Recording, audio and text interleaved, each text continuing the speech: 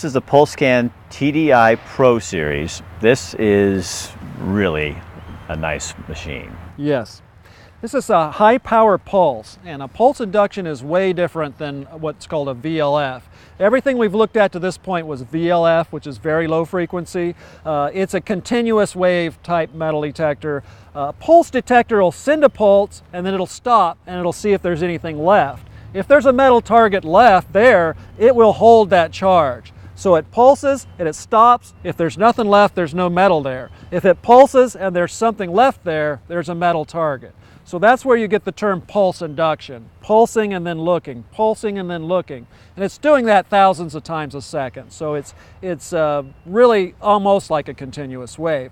But it behaves way different. A high power pulse is going to get you way deeper, but your trash rejection is going to be fairly limited. It can tell you low range or high range. It really can't tell you much else. So for all practical purposes, it's an all metal detector, meaning no trash rejection.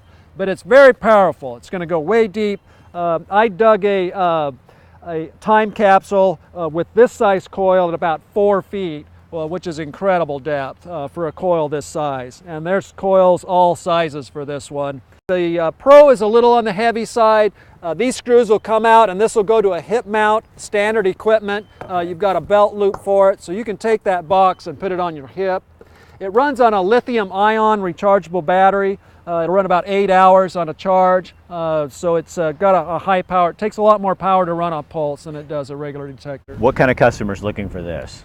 A very serious detector user, typically a prospector, a relic hunter. If they are a beachcomber, they're a very serious one because it is a very serious metal detector.